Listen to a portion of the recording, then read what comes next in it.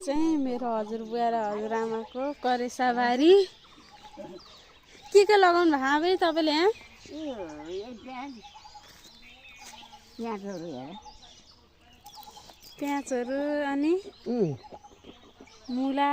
आलु है यता चाहिँ घाँस लगाउनु भएको रहेछ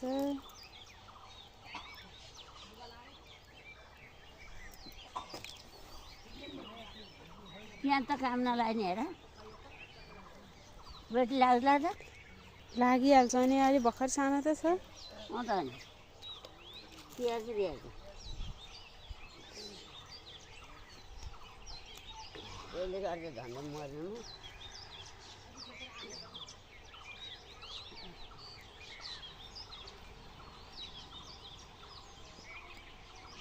यता आएर रथहरू ल्याउनु पर्ने